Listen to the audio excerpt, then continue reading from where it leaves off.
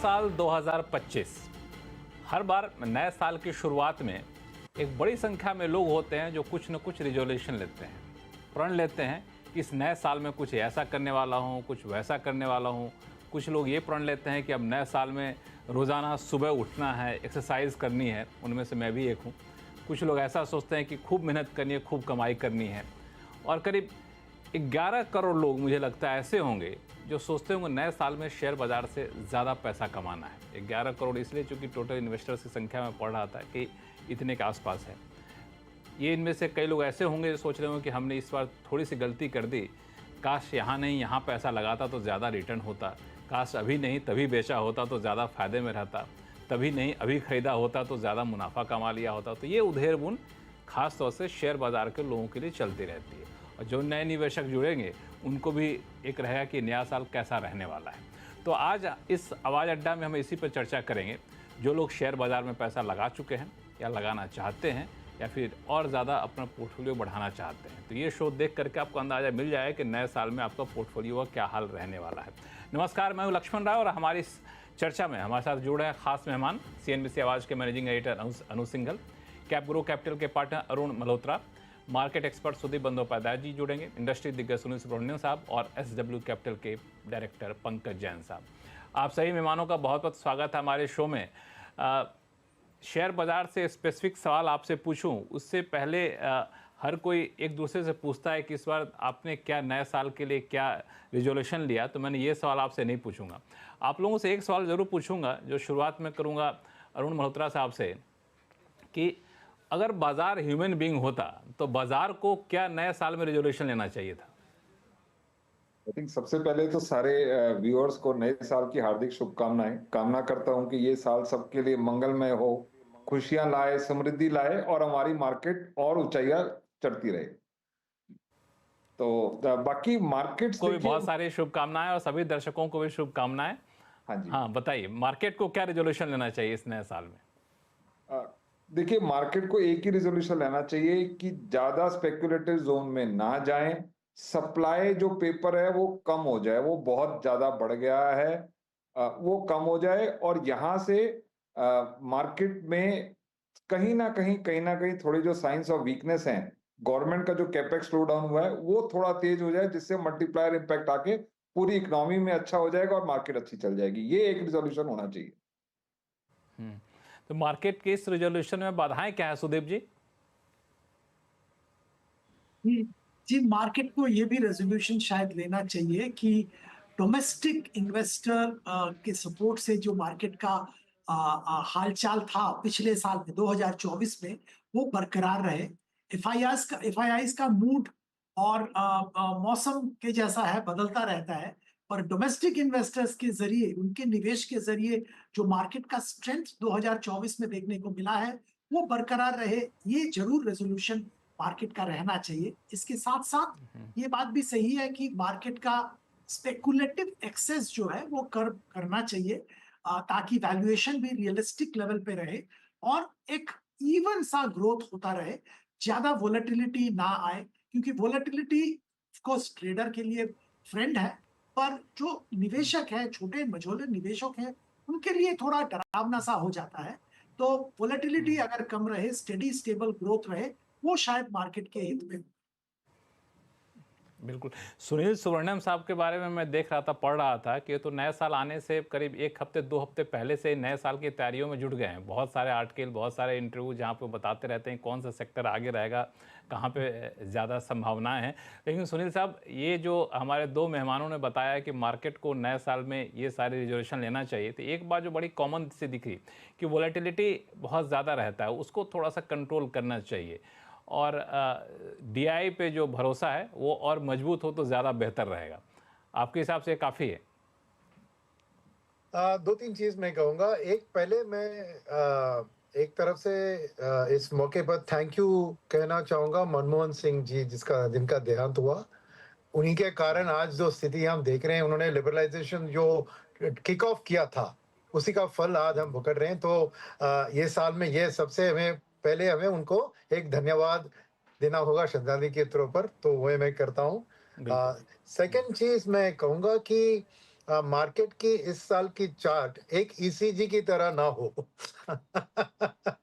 हम सब जाके अपने कार्डियो के लिए ईसीजी लेते हैं, तो वो ईसीजी की तरह उतार चढ़ाव ना हो। वो सेम चीजें जो वॉलिटिलिटी उन्होंने कही, मैं दूसरी तरह से उसको बता रहा हूँ। बट मुझे उससे सबसे ज्यादा एक क्या सोच है ना कि ये साल है ट्रम्पोनॉमिक्स वाली साल। ऑलरेडी आपने देखा कि ट्रम्प के जो अनाउंसमेंट्स है, कार्यक्रम है, जो भी कह रहे हैं, उसके कारण बहुत बदलाव आ गया है डॉलर के रेट में, इंटरेस्ट रेट में और स्टॉक मार्केट में। तो मेरा यही एक सोच है कि जितनी जल्दी हो सके मोदी जी अमेरिका जाए, ट्रम्प से मिले और उनको आमंत्रित करे इंडिया आए, तो देखे, ताकि जो भी ट्रम्प का टैरिफ का इफेक्ट है उससे इंडिया फायदा, क्योंकि चाइना के ऊपर टैरिफ लगने वाला है। तो जितना गठबंधन और जितना अंडरस्टैंडिंग जल्दी मोदी और ट्रम्प जी के साथ होता है, उतना मार्केट और इंडियन इकोनॉमी के भविष्य के लिए और मार्केट के लिए अच्छा होगा। तो मैं खबर यही सुनना चाहता हूँ कि जल्द से जल्द मोदी जी ट्रम्प को जाके मिले और अपने लिए जो क्लैरिटी है कि हमारी देश से जो एक्सपोर्ट अमेरिका को हो सकती है उसमें थोड़ा बूस्ट मिले और ये मिले। ये मेरी आशा है इस साल के लिए, जो मार्केट के लिए बहुत महत्वपूर्ण होगा इस साल। बिल्कुल, मुझे लगता है कि मोदी जी के मिलने से पहले यहाँ पे विदेश मंत्री जी पहुँच भी गए हैं, जा भी रहे हैं, तो वो एक माहौल वहाँ पे बनेगा और बहुत जल्द शायद आपको ये तारीख भी देखने को मिले ये कब दोनों में मुलाकात होती है। पंकज जैन साहब, जैसा कि सुनील जी ने कहा कि एक ईसीजी रिपोर्ट की तरह नहीं होनी चाहिए मार्केट को। हालांकि जब एक कई बार हॉस्पिटल में देखते हैं ना, पल्स मशीन चलती है, वो अगर रुक जाती है, स्टैटिक होती है, तो लोग तब भी चिंता करने लग जाते हैं। तो उतना भी ज़्यादा स्टैटिक ना हो। लेकिन ये जो ट्रम्प वाली बात इन्होंने कही, ये वाकई नए साल का सबसे बड़ा ट्रिगर रहने वाला है। लक्ष्मण जी नमस्कार। सबसे पहले आप सभी को, हमारे सब दर्शकों को 2025 मेरी कामना है कि एक हेल्दी ईयर रहे, खुशियों भरा ईयर रहे और वेल्दी ईयर रहे, काफ़ी वेल्थ भी बने। तो इस कामना के साथ हम 2000 वर्ष को आगमन करें और पूरी तरह 2025 इस तरह रहे। उसके बाद कमिंग बैक टू मार्केट, जो आपका सवाल था कि अगर मार्केट एक ह्यूमन बीइंग होता तो मार्केट क्या कहता, तो मैं 2-3 चीज़ें ऐड करना चाहूँगा जो हमारे फ्रेंड्स ने कहा उसमें, कि एक तो मार्केट में थोड़ी बहुत वॉलिटिलिटी तो चाहिए। अगर मार्केट में बहुत ज़्यादा या थोड़ी बहुत प्रेडिक्टेबिलिटी आ जाए तो मार्केट नहीं रहेगी।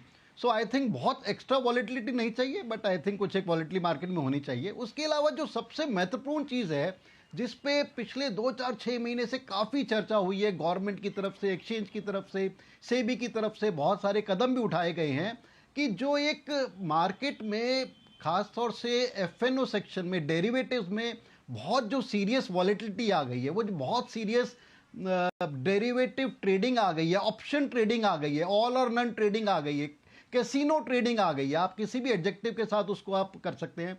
तो अगर मार्केट एक ह्यूमन बीइंग होती तो शायद मार्केट रिक्वेस्ट करती है अपने पार्टिसिपेंट से कि मेरे को आप ताश की पत्तों की तरह मत खेलो, मेरे को गैम्बलिंग की तरह मत खेलो, stay with me as a investment kind of strategy, and मैं बहुत अच्छा दोस्त आपका बन के रहूंगा कि आप इन्वेस्टमेंट की तरह रहिए। तो I think that is another aspect जो हमारे जो इन्वेस्टर्स हैं, ट्रेडर्स हैंगे, जिनको मद्देनजर रखना चाहिए कि जो एक एफएनओ में जो अनाप शनाप ट्रेडिंग हो रही है उसमें थोड़ा सा ध्यान रखें। And that could be the request of our markets to the young traders, young investors, young speculators. So I think इन दोनों चीज़ों को मद्देनजर रखते हुए आई थिंक 2025 एक अच्छा साल रहना चाहिए। बिल्कुल। यहाँ पे अनु सिंघल साहब, आपने देखा कि जो हमारे मार्केट के एक्सपर्ट हैं उनकी अपनी राय है, अलग अलग राय है, लेकिन सब यही मान के चल रहे हैं कि मार्केट थोड़ा बहुत रहता है वोलेटिलिटी, तो ठीक है, लेकिन इतना ज़्यादा उतार चढ़ाव तो थोड़ा सा रिस्क रहता है। और इससे पहले सुनील जी ने एक बड़ी अच्छी बात कही कि अब सबकी नज़रें टिकी है कि ट्रम्पोनॉमिक्स का साल रहने वाला है। तो मैं आपसे पूछूं कि ये अगला साल 2025 में कौन कौन से बड़े ट्रिगर हैं, ट्रम्प का शपथ ग्रहण लिया जाना या फिर बाकी ट्रिगर कौन कौन से हैं जिस पर बाजार की नज़र होगी, या फिर कहें कि बाजार के लिए काफ़ी महत्वपूर्ण साबित होने वाले हैं? अनु सिंघल सर।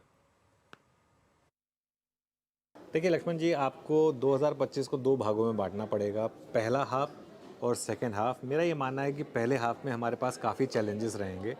मेरा ये मानना है कि पहले हाफ में जब FIs छुट्टी से वापस लौटेंगे वो फिर सेलिंग करेंगे इस मार्केट में, क्योंकि वो 23,600 पर सेलिंग करके गए थे, वो वापस आएंगे, अगर उन्हें 24,000 दिखाई देगा वो सेलिंग करेंगे। दूसरा बड़ा चैलेंज रहेगा आपके पास बजट और आरबीआई की मॉनेटरी पॉलिसी को नेगोशिएट करना, जो 1 फरवरी और 7 फरवरी को हैं, और उसमें क्या आता है क्या नहीं आता है। अनलेस कोई बहुत बड़ा रिफॉर्म आ जाए, जैसे टैक्स कट की बात हो रही है, अगर ऐसा कुछ आ जाए तो ट्रम्प साहब टेक ओवर करेंगे प्रेसिडेंट्स पोजीशन, उनकी क्या रणनीतियाँ रहेंगी, ये काफ़ी कुछ डिपेंड करेगा इसके ऊपर। और फाइनली अर्निंग सीज़न, और ये मेरा ये मानना है कि जो जनवरी वाला अर्निंग सीज़न होगा वो भी पिछले क्वार्टर की तरह काफ़ी ख़राब रहेगा। तो जनवरी से मार्च में लेकर मार्केट के पास काफ़ी चैलेंजेस रहेंगे लक्ष्मण जी। लेकिन उसके बाद मुझे लग रहा है कि मार्केट की स्थिति थोड़ी इम्प्रूव होनी शुरू होगी, और अप्रैल ऑनवर्ड शायद मार्केट उस अर्निंग्स रिकवरी को प्राइस इन करना शुरू करेगा। और सेकेंड हाफ मुझे लग रहा है अगले साल का काफ़ी अच्छा हो सकता है मार्केट के लिए। पहले हाफ में मुझे लग रहा है, लेकिन जैसा कि आपने इस साल देखा, इस साल पहला हाफ बहुत शानदार था, सेकेंड हाफ चुनौतीपूर्ण रहा। अगले साल उसका उल्टा होने के चांसेस हैं, पहला हाफ चुनौतीपूर्ण रहे और दूसरा हाफ काफ़ी अच्छा रहे, ये पॉसिबल है। तो अरुण जी, आप लोगों का भी मोटा मोटी यही राय है कि फर्स्ट हाफ थोड़ा सा शांत ही रहेगा, ठंडा ही रहेगा, सेकंड हाफ में चल के स्थिति बेहतर होगी। हालांकि यहाँ पे एक चीज़ बता दूं कि जो फाइनेंस मिनिस्ट्री की तरफ से जो इकोनॉमिक रिव्यू रिपोर्ट आती है हर महीने, वो ये मान के ज़रूर चल रही है कि करंट फाइनेंशियल ईयर का जो फर्स्ट हाफ है उतना बुरा सेकंड हाफ नहीं रहने वाला, सेकंड हाफ थोड़ा सा बेहतर रहने वाला है। लक्ष्मण जी, जैसा अभी अनुज जी ने बोला, इसको हम दो पार्ट्स में डिवाइड करना चाहिए कि क्या क्या फैक्टर्स मार्केट को कंसर्न करते हैं। एक तो हो गया ग्लोबल यूएस इकोनॉमी, उसमें अगर आप देखें जो अभी फेड ने 25 बेसिस पॉइंट कट किया, जो कमेंट्री हॉकिश दी, पहले लोग एक्सपेक्ट कर रहे थे 4 बार कट होगा, अब उन्होंने 2 बार बोला, तो इकोनॉमी स्ट्रांग है, वहां पर इन्फ्लेशन नीचे नहीं आ रहा है डिस्पाइट जो 75 बेसिस जो उन्होंने करा है। पर्सनल कंजम्पशन अभी भी हाई है, हाउसिंग प्राइसेस 5% ऊपर गए हैं, और उसके तो ये लेवल ऑफ फेड की अनसर्टेनिटी हो गई। दूसरी लेवल ऑफ अनसर्टेनिटी आ रही है कि क्या टैरिफ्स लगाएंगे, जो उन्होंने बोला है, जो नया प्रेसिडेंट आएंगे क्या टैरिफ लगाएंगे, उसका मैग्नीट्यूड क्या होगा, उसका इंपैक्ट क्या होगा, that is second level of uncertainty. और तीसरा लेवल एक और है कि भाई अगर आप देखें तो करेंसी में भी कहीं ना कहीं इंपैक्ट आ रहा है। तीसरा जो ट्रंप जी ने बोला है कि टैक्स कट करेंगे, तो टैक्स कट से फिस्कल डेफिसिट बढ़ेगा, उसका क्या इंपैक्ट आएगा, कितनी मैन्युफैक्चरिंग यूएस में होगी। तो यूएस और ग्लोबल इकोनॉमी पूरी अनसर्टेन है। दूसरा, इंडियन इकोनॉमी पे अगर आ जाए तो इंडस्ट्रियल एक्टिविटी, जैसा अभी सज्जन हमारे अनुज जी ने बोला कि लास्ट क्वार्टर खराब था, ये क्वार्टर भी खराब आएगा। इंडस्ट्रियल एक्टिविटी अगर आप देखें ना, इंडिया 4 चीजें हैं, कोल, इलेक्ट्रिसिटी, स्टील, सीमेंट कंजप्शन, ये 2, 2.5, 3% से बढ़ा है लास्ट क्वार्टर। कंज्यूमर ट्रेंड्स अगर एफएमसीजी कंपनीज देखे वो भी काफी मिक्स्ड है, काफी नीचे हैं। ऑटो काफी मिक्स्ड है, फेस्टिव सीजन भी इतना अच्छा नहीं रहा है, हमारा ग्राउंड लेवल चेक बताता है। सेंट्रल गवर्नमेंट का जो कैपेक्स है वो भी थोड़ा सा डिले हो गया है। तो मुझे लगता है कि काफी यहां से चलते हुए काफी चैलेंजेस हैं। तो मार्केट पहला हाफ, जैसा कहा गया कि थोड़ा सा डमाडोल रहेगा मार्च तक, और जैसे जैसे रिजल्ट्स आएंगे, जैसे जैसे कैपेक्स बढ़ेगा, तो आपको second half would be much better पहले हाफ से। मैं एक चीज और कहना चाहूंगा कि यहां से लास्ट 3-4 साल में हमने देखा पूरी मार्केट की वेव बढ़ी है, तो सारे स्टॉक्स 80% बढ़े होंगे। यहां से आगे चलते हुए 12, 15, 18 महीने it will be a stock pickers paradise, जिसको हम कहते हैं। आपको रिसर्च करनी पड़ेगी हर चीज, हर जैसा लास्ट 3-4 साल में हुआ है उसको आप एक्स्ट्रापोलेट नहीं कर सकते, और अपनी आपको रिटर्न एक्सपेक्टेशन भी थोड़ी टोन डाउन कर लेनी चाहिए। बिल्कुल।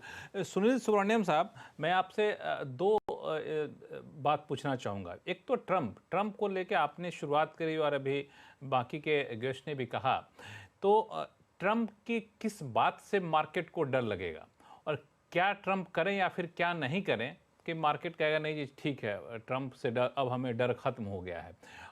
तो पहली बात तो ये।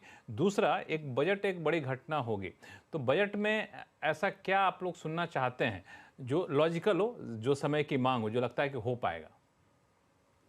तो दोनों के आंसर देने से पहले मैं थोड़ा एक कॉन्ट्रा ओपिनियन पेश करूं, जो अनुज जी और हाँ बिल्कुल इन्होंने बिल्कुल कहा। बिल्कुल। तो मेरे ख्याल में जो उन्होंने कहा 2 हाफ, तो उसमें मैं थोड़ी स्लाइटली डिफरेंट ओपिनियन रख रहा हूँ। तो एक ये चीज है कि एफआईज ने जो अक्टूबर नवंबर में बेचा और दिसंबर में थोड़ी बहुत वापसी ये सब दिखी, वो सब क्या था कि प्रॉफिट बुकिंग था, क्योंकि उनके साल के एंड के बोनसेस कैश प्रॉफिट से ही बन सकते हैं।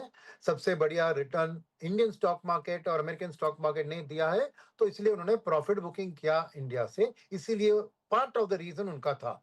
तो उनके पास कैश पड़ा है जो इमर्जिंग मार्केट स्ट्रोक इंडिया की ओर आ सकती है, number one. At the same time domestic fund में जिनका ही मेरा जान पहचान है, जो बात कर रहे हैं मैं, वो लोग भी थोड़ा कैश उनको बढ़ाकर रख रहे हैं। कारण क्या है कि जो एफआईज बेच रहे थे तभी उन्होंने जाके पूरी खरीदारी नहीं की, क्योंकि वो इस अर्निंग सीजन का इंतजार कर रहे हैं कि कौन से सेक्टर में कौन से कंपनी को अच्छी से खरीदे। तो कैश बैलेंसेस डोमेस्टिक साइड में भी थोड़ी हाई है। तीसरी बात यह है कि ये जनवरी की रिजल्ट सीजन क्या हो गया है कि फर्स्ट आपको 5.4% का जीडीपी ग्रोथ जो पिछले क्वार्टर में था, उसका हमें मायना लगा था अर्निंग सीजन के डाउनग्रेड से ही। यानी earning season is a predictor of the GDP. अब इस साल की शक्तिकांत दास जी ने कहा कि अगले क्वार्टर का जीडीपी ग्रोथ 6.8% यानी 5.4 से ऑलमोस्ट 1.5% ज्यादा इस क्वार्टर के अर्निंग्स फोरकास्ट। सेकेंड, वो जो रिपोर्ट आपने कहा कि आरबीआई का कहना है कि second half will be better. Third thing is that market क्योंकि एक बैड जीडीपी नंबर और बैड ईपीएस के कारण अपने कंसेंसस एस्टिमेट को अगले क्वार्टर के लिए डाउन किया है। तो मेरा मानना है कि इस अर्निंग सीजन के रिजल्ट भले ही वो बहुत हाई में ना रहे, मार्केट की एक्सपेक्टेशन से बेहतर रही, क्योंकि मार्केट ने उसकी, जैसे अनुज जी ने कहा, डाउन ट्रेंड किया है। तो जो अर्निंग सीजन आएगा वो बेहतर आएगा कंपेयर टू कंसेंसस, और एक गाइडेंस भी थोड़ी अच्छी मिल सकती है। तो शायद डोमेस्टिक फंड मैनेजर्स वापस गिने चुने सेक्टर्स कंपनीज में पैसा निवेश कर सकते हैं और मार्केट एक छलांग लगा सकता है। और मेरा ख्याल में जो भी हेज फंड मैनेजर्स ने प्रॉफिट बुक किया है, उधर भी वो कैश को रीडिप्लॉय करने में इंडिया का लॉन्ग टर्म ग्रोथ स्टोरी में कोई दिक्कत नहीं है, तो री इन्वेस्ट करने के लिए भी तैयार होंगे। जबकि इंडियन स्टॉक प्राइसेस अभी भी थोड़ी पिछले महीनों के खिलाफ थोड़ी कम चल रही है, तो एफआई की वापसी भी जल्दी हो सकती है। तीसरी बात, ट्रम्प की बात आपने कही, मेरा मानना है कि मार्केट की रूल होती सुनील जी, है बाय। सुनील जी ऐसा करते हैं कि ट्रंप के ऊपर और बजट के ऊपर आपका रिएक्शन लूंगा मैं। पहले ये जो आपने काउंटर ओपिनियन दिया उस पर थोड़ा सा मैं एक राय और ले लेता हूं। सुदीप जी, जो बात सब लोग अर्निंग सीजन की कर रहे हैं, मैं थोड़ा समझना चाहता हूं आपसे कि जिस अर्निंग सीजन का हम लोग इंतजार कर रहे हैं, उस अर्निंग सीजन में तो काफ़ी हद तक फेस्टिव डिमांड, फेस्टिव सेल का रिफ्लेक्शन होगा। तो उसको बेस मान करके मार्केट कितना निश्चिंत हो जाएगा कि नहीं जी अब तो चीज़ें काफ़ी बेहतर हो रही हैं। और दूसरा, जो कई बार हमने एपिसोड में बातचीत की, अब एफआईज का हो गया, जितना उनको ट्रेडिंग करना था कर लिया, चाइना शॉपिंग कर ली, अब तो वापस आना है, लेकिन अभी भी रुकने का नाम ले नहीं रहे हैं। तो ये दोनों जो पॉजिटिव साइन सुनील जी ने कहा, ये कितना आपको लगता है कि मार्केट को भरोसा दिला पाएगा? देखिए, मेरा मानना थोड़ा दूसरा तरह से है। पहली बात तो ये है कि एक चीज हम लोगों को समझना पड़ेगा कि यूएस मार्केट ने सबसे बेहतर रिटर्न दिया है, और जो एफआईआईज है, ज्यादातर एफआईआईज का ज्यादातर पैसा यूएस से आता है, और यूएस उनका होम मार्केट है। तो अगर उनका होम मार्केट इतना अच्छा रिटर्न दे रहा है, और डोनाल्ड ट्रंप जो कि मेक अमेरिका ग्रेट अगेन, वो उनका स्लोगन था, और उनका फोकस होगा यूएस इकोनॉमी पे, यूएस मैन्युफैक्चरिंग पे, यूएस सर्विसेज पे। तो इस माहौल में मुझे लगता है कि यूएस मार्केट जबरदस्त रहेगा, और एफआईआईज का एक नेचुरल टेंडेंसी रहेगा कि बाकी मार्केट से पैसा निकाल के यूएस मार्केट में डिप्लॉय करने का। और इसमें कोई बुराई नहीं है कि यूएस मार्केट सबसे ज्यादा रिटर्न दे रहा है, तो वो एफआईआईज कस्टोडियन ऑफ मनी है, तो उनका रिस्पॉन्सिबिलिटी ये है कि जिस मार्केट में अच्छा रिटर्न मिलेगा, और अगर वो होम मार्केट है तो जरूर वहां पे पैसा लगाएंगे। तो इंडिया में बिकवाली अभी भी आएगी, मुझे तो ये लगता है। इसका ध्यान रखना चाहिए, और इसीलिए मैं पहले जिक्र कर चुका था कि डोमेस्टिक जो लिक्विडिटी फ्लो है उस पर ध्यान जरूर रखना चाहिए, वो एक काउंटर बैलेंस साबित हो सकता है। अब दूसरी बात जो आपने छेड़ी है वो है कॉर्पोरेट रिजल्ट्स की। यहाँ पे भी हमारे लोगों का मानना है कि Q3 ऐसा कोई खास नतीजे नहीं आएंगे, लगभग Q2 के जैसे थोड़ा मार्केट को डिसअपॉइंट ही करेगा। कुछ सेक्टर्स में, कुछ सेगमेंट्स में फेस्टिव सेल्स का पॉजिटिव असर देखने को जरूर मिलेगा, पर ऐसे बहुत सारे सेक्टर्स होंगे जहां पे वो नेगेटिव असर भी देखने को मिलेगा। तो मैं ओवरऑल के हिसाब से मानूंगा कि Q3 कोई गेम चेंजिंग क्वार्टरली नंबर्स नहीं दिखाएगा, उसके लिए Q4 का इंतजार करना पड़ेगा। और तब तक मार्केट एक रेंज में रहेगा, थोड़ा डाउनवर्ड बायस रहेगा डिपेंडिंग ऑन एफआईआईज की तरफ से क्या एक्शन लिया जाता है। अब इसमें सबसे एक इंपॉर्टेंट फैक्टर होगा ट्रंप के पॉलिसीज। अगर ट्रंप की जो टैरिफ वाला पॉलिसी है वो अगर इनडायरेक्टली डायरेक्टली इंडिया को फेवर करता है तो एक पॉजिटिव मोमेंटम इंडिया में आ सकता है। आखिरी बात मैं कहूंगा कि बजट एक बहुत बड़ा अपॉर्चुनिटी है इस सरकार के लिए। इस सरकार का पहला फुल बजट है और ये एक अच्छा अपॉर्चुनिटी है गेम चेंजिंग लैंडमार्क रिफॉर्म्स लाने का। तो अगर ऐसा कोई रिफॉर्म आता है जैसे कि इनकम टैक्स में बहुत बड़ा छूट, रिस्ट्रक्चरिंग ऑफ इनकम टैक्स, अगर ऐसा कोई मेजर आता है या जो हम अभी इमेजिन भी नहीं कर पा रहे ऐसा कोई मेजर आता है तो मार्केट एक्साइटेड हो सकता है, मार्केट में मोमेंटम वापस आ सकता है। पंकज जैन साहब, यहाँ पे एक अलग अलग राय है कि वो कि एफआईज कब आएगा। ठीक है, एफआईज कब आए कब ना आए, लेकिन डोमेस्टिक मार्केट में लिक्विडिटी का लाना और जिस तरीके की रिपोर्ट भी आई है कि जो सख्ती की गई रिजर्व बैंक की तरफ से वो एक वन ऑफ द फैक्टर था H1 में स्लो डाउन के पीछे। तो एक तरह से अब उम्मीद टिकी है कि फरवरी में शायद रिजर्व बैंक की पॉलिसी आए तो वहाँ पे लिक्विडिटी पे जो सख्ती थी वो थोड़ा सा ईज आउट किया जाए, पैसे बाज़ार में आए। तो आपको लगता है कि एफआईज के बिना भी हम लोग आगे चल सकेंगे और न्यू ईयर के फर्स्ट में या फिर फर्स्ट हाफ के आखिर तक आते आते मार्केट अपने दम पे चलने लगेगा, एफआईज आए या ना आए?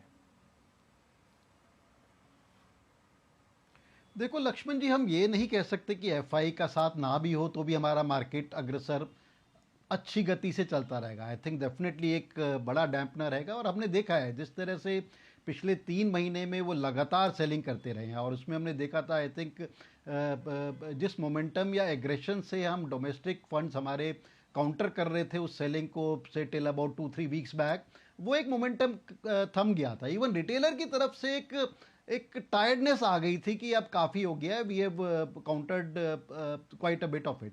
और मेरा ये मानना है कि आई थिंक जैसे अनुज जी भी कह रहे थे कि I think they are not done yet. अगर हम इमोशनल हो के अपनी मार्केट्स की तरफ ना देखें, अगर हम लॉजिकली देखें, मैथमेटिकली देखें कि क्या पॉसिबल सिनेरियो है, अगर हम क्वार्टर टू क्वार्टर मार्केट को देखें, अभी पूरे साल को शायद ना प्रिडिक्ट करने की कोशिश करें, तो अभी ऐसा नज़र आता है नियर टर्म में अगले 1 या 2 क्वार्टर में that this kind of selling में कंटिन्यू। हमें नहीं भूलना चाहिए कि 4.5 और 5% 10 year long term treasury bond US में मिल रहा है। दैट मीन्स आपको करेंसी की भी प्रोटेक्शन है और 4.5-5% आपको रिटर्न, सेफ रिटर्न यूएस में मिल रहा है।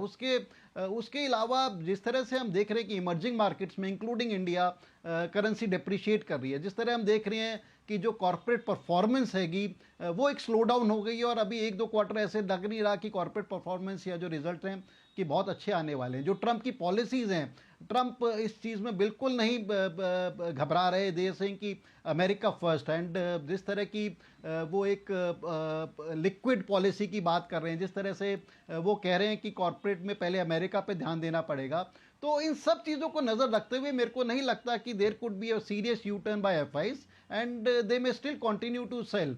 और जहाँ तक रिटेलर या डोमेस्टिक फंड्स की बात है, उसमें भी मेरे को लगता है थोड़ा सा एक कॉशन आ गया, थोड़ा सा प्रश्न चिन्ह आ गया। उनको भी ये नज़र आ रहा है कि अब मार्केट उस तरह की नहीं है कि you buy anything and you get returns. You have to be very cautious, you have to do your homework very properly, अच्छा रिसर्च वर्क करना पड़ेगा। और सेक्टर्स में एक चेंज सिनेरियो आ रहा है और गवर्नमेंट को भी अपना होमवर्क करना पड़ेगा। मेरा ये मानना है कि पिछले 2-3 साल के अगर हम बजट देखें गवर्नमेंट की तरफ से, they could be near like missed opportunity. Government बहुत कुछ और कर सकती थी जिस तरह का गवर्नमेंट के पास मैंडेट है या था। तो इस बजट में आई थिंक काफ़ी कुछ देखने वाली बात है। क्या वो एक थोड़े बहुत सिस्टमैटिक चेंजेस या एग्रेशन गवर्नमेंट लाती है? और जहाँ तक रेट कट की बात है, जो हम बात करते हैं बार बार कि आरबीआई एक रेट कट पिछली बार क्यों नहीं किया या आने वाले फरवरी में, it's almost a done deal. RBI के लिए भी बहुत आसान नहीं है रेट कट, क्योंकि अगर हम देखें रेट कट से रुपी डॉलर सिनेरियो में काफ़ी फर्क पड़ता है। रेट कट से जो करंट इंटरेस्ट रेट है उस पर ही बैंक्स को डिपॉजिट नहीं मिल रहा। अगर रेट कट्स आ जाते हैं तो एक वो डिपॉजिट सिनेरियो में काफ़ी दिक्कत होती है. But in spite of that I think there is a very serious chance कि इस बार रेट कट आएगा. So we are in a catch 22 kind of situation. इस टाइम आसान नहीं है. आई थिंक जिस स्थिति में या जिस प्लेटू में या जिस होल में इस टाइम इकोनॉमी है, उससे बाहर निकालने के लिए आई थिंक कुछ out of the box solution, out of the box ideas में भी हमारे फाइनेंस मिनिस्टर को या गवर्नमेंट इंडिया को देखने पड़ेंगे. And on top of it Trump जो बोल रहे हैं, क्या will he walk the talk, ये भी एक देखने वाली बात है. Will he walk the talk, और ये ज़्यादा धमकियां हैं. सो सिनेरियो कॉम्प्लेक्स है, सिनेरियो टाइट है, and let's see how it unfolds in next से फ्यू वीक्स और next few months. So all in all I will be cautious. मेरे को लगता है कि वर्ष 2025 में it is the year of caution. बहुत आसानी से इक्विटी में अच्छे रिटर्न नहीं मिलेंगे. You have to be in the right stocks, right sectors. और उसके अलावा don't expect kind of run away returns जो हमारे को पिछले 2-3 साल में मिले हैं. उस तरह के रिटर्न शायद आसानी से ना आ पाए.